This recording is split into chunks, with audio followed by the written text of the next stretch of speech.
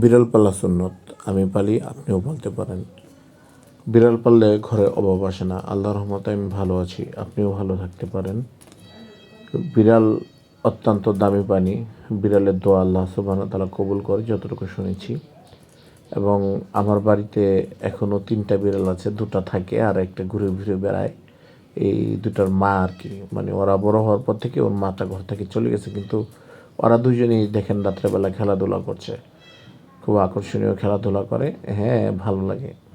আর প্রচুর পরিমাণ ইঁদুর শিকার করে, ইঁদুর শিকা এগুলো ঘরে ঢুকতেই দেয় না, ক্ষতিকর প্রাণীগুলোকে ঘরে ঢুকতে দেয় না। আবার কোনো কোনো জায়গায় শুনেছি জিন্নাতের আক্রমণ থেকে নাকি তারা হেফাজতে রাখে মানুষকে। কেরে ওখানে কে আর বিড়াল পালা অত্যন্ত আসলে শৌখিনতার একটা বিষয়।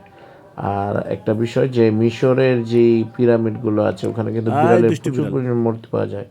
তার মানে মিশর সাম্রাজ্য কিন্তু বিড়ালের একটা বুঝতেছে অপরিহার্য নান্না গুরুত্ব তো ছিল। মাই বিড়াল আজকে থেকে শুধু প্যারাডা শৌখিন প্রাণী না, 1000 বছর আগেও বিড়াল শৌখিন প্রাণী হিসাবেই আরে আবার নিচে পড়তে ছিল। গেল আচ্ছা, ধন্যবাদ সবাইকে যারা ভিডিওটি দেখছেন, সবাইকে ভালোবাসা জানাচ্ছি।